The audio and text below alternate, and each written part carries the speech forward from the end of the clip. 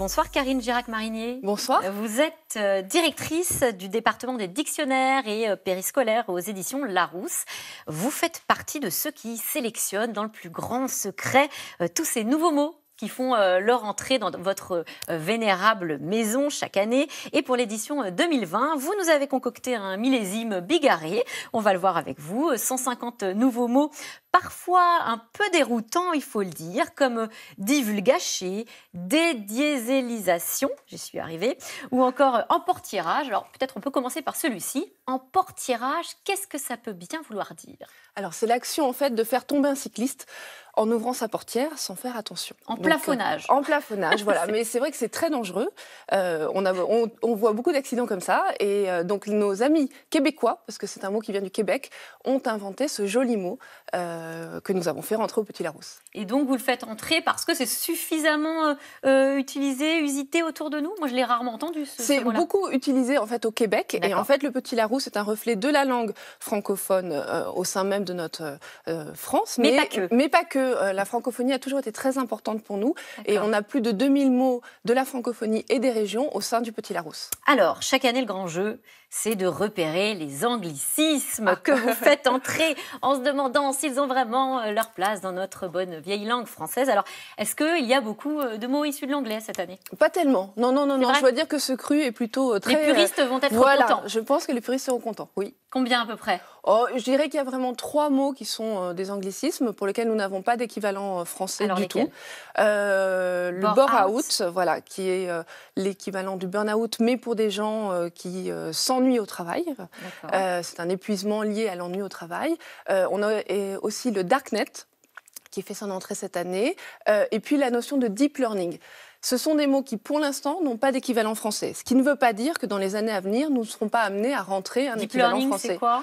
C'est le fait que, en fait, on puisse constituer des réseaux de neurones artificiels. Ce ne sont pas des neurones humains, mais des neurones d'ordinateur, et qui peuvent apprendre par eux-mêmes, en fait, et peuvent constituer, en fait, les sources, si vous voulez, de l'intelligence artificielle. Vous parliez de darknet. Est-ce que vous comprenez, je parlais de puristes de la langue française, ceux qui peuvent être un peu choqués justement par l'entrée de ce type de mots anglais dans le dictionnaire en se disant mais finalement est-ce qu'on ne peut pas juste dire Internet souterrain ou Internet illégal? Pour l'instant, il y a eu plusieurs propositions de mots français, aucun n'a pris. Si vous voulez, il faut bien comprendre que le Petit Larousse, tel que le voulait Pierre Larousse, c'est un dictionnaire du français en usage. Ce n'est pas le français tel qu'il faudrait forcément ou tel que la bienséance voudrait qu'on le parle, c'est le français qui est en usage au sein du bassin francophone généralisé. Donc c'est très important que quand un mot est très utilisé, on puisse le définir. Et donc si c'est le mot anglais qui est utilisé par une majorité de francophones, dans un premier temps, il faut faire rentrer le mot anglais, le définir. Et puis, bien entendu, dès qu'il y aura une recommandation officielle ou dès qu'il y aura un mot français qui aura pris le pas, on le rentrera. Vous dites d'ailleurs que ça fait longtemps qu'on utilise des mots anglais, même dans notre littérature. Tout à fait. En fait, il faut se dire une chose, c'est qu'il y a beaucoup d'emprunts entre les langues. Le français a beaucoup, par exemple, donné à la langue anglaise. Le déjà-vu, voilà. Le rendez-vous. Voilà, exactement, que les Anglais prononcent avec un petit accent français très mignon. Il y a beaucoup de mots aussi qui sont partis en Angleterre, qui nous sont revenus, qui ont été transformés. Et puis, de la même façon, le français a emprunté aux autres langues, à l'anglais, à la langue italienne également, à la langue arabe. Donc voilà, les langues sont faites d'emprunts. Proust aussi utilisait l'anglais dans énormément, ses textes. bien sûr. Dans la recherche du temps perdu, on a énormément d'anglais, le keepsake. Et d'ailleurs, il y a une très jolie phrase de Proust qui dit que Swann était très smart dans sa dinner jacket. Donc ce sont que des mots qui ont été utilisés par les Français, élégants, mais qui ne sont plus utilisés aujourd'hui. Alors, parmi les mots qui attirent l'attention cette année, il y a divulgacher. J'en parlais en début d'émission. Alors, celui-là, il remplace un mot anglais, pour le coup. Qu'est-ce qu'il veut bien dire? Alors, il nous vient du Québec aussi. Je dois rendre grâce à nos amis québécois. Qui ne manquent pas d'imagination. Voilà, c'est l'équivalent, effectivement, du mot anglais spoiler. Donc, ça veut dire gâcher la fin d'une série, d'un feuilleton, en divulguant la fin de cette série. Alors, la sélection de cette année fait la part belle aux termes issus de nos régions sur le thème de la gastronomie. Alors, vous allez me dire si je me trompe, si je vous dis « j'ai bien clouqué, je me sens bénaise ou je me sens gonfle », c'est correct? C'est tout à fait correct. Vous me dites juste, avec un lexique régional différent, de 3 régions différentes, vous me dites juste que vous êtes repu.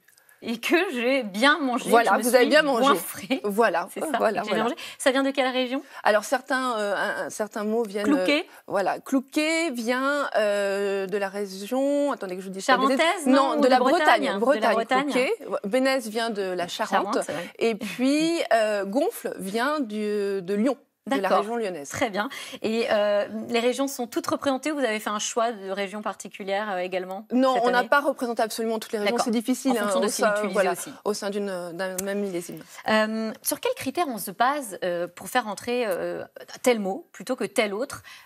J'imagine que tout ça est très formalisé. Oui, il faut des critères. Et donc, nous, on emploie 2 critères. Un critère quantitatif, qui est le nombre d'occurrences des mots. Il faut que le mot soit très, très, très employé, qu'on ait vu constater beaucoup de fréquences d'utilisation, et un critère qualitatif qui correspond au fait que le mot doit être utilisé par une majorité de francophones et non pas par une communauté restreinte, par exemple de médecins ou d'informaticiens. Il faut vraiment qu'il soit passé dans le grand public. Et est-ce qu'il vous arrive de retirer des mots en vous disant non mais en fait on s'est complètement trompé, on a cédé à la mode mais c'est plus d'actualité?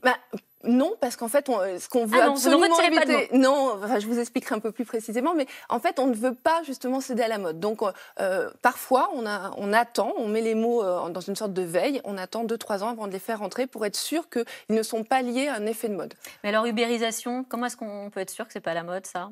Parce que le mot a vraiment été très utilisé et en fait, il représente un concept, c'est-à-dire vraiment le fait que dans l'économie, une société qui est complètement nouvelle puisse complètement transformer un système économique. Donc, ce concept même-là, on sait qu'il restera, même si la société Uber disparaît. Tout à fait.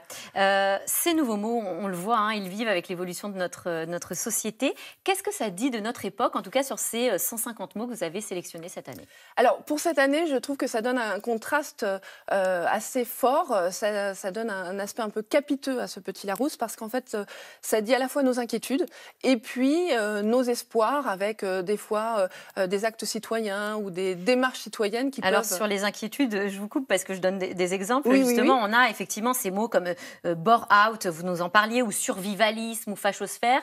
Et sur, évidemment, les préoccupations environnementales, j'ai noté ce mot qui fait partie, je crois, de vos favoris, locavorisme, par exemple. Oui. Tout à fait. Locavorisme, c'est cette notion en fait qu'il faut consommer des fruits et de légumes à la fois de saison et cultivés sur place. Et c'est vrai que ça permet sans doute d'essayer d'améliorer notre écologie et notre agriculture. Bon, un dernier mot très rapidement. Hein. Aujourd'hui, il y a 63 000 mots dans ce gros dictionnaire Larousse, voilà, qui est celui qui vient de sortir 63 000 mots. On voit la tranche. Il y en avait à peine 35 000 dans les toutes premières éditions. Et vous l'avez, voilà, en exclusivité à l'antenne, une des toutes premières éditions du Larousse. Voilà, c'était il y a plus de 150 ans. Tout à fait. Jusqu'où vous allez continuer? Quand est-ce que vous vous arrêtez? Parce que ça va grossir ce livre. On essaie de faire attention. C'est pour ça qu'on s'oblige à respecter une sorte de quota de 150 nouveaux mots sans expression par an pour éviter quand même de trop faire gonfler le dictionnaire. Mais c'est vrai que notre langue s'enrichit en permanence. Et avec... Donc pas de limite? Non. Pour l'instant, pas de limite. D'accord. Écoutez, merci beaucoup. Je vous en prie. Merci à vous, Karine Girac-Marinet, d'être venue sur notre plateau. Et bonne lecture avec ce Larousse. Tout de suite, c'est dans l'air avec Axel de Tarlé qui revient sur les élections européennes. Bonne émission.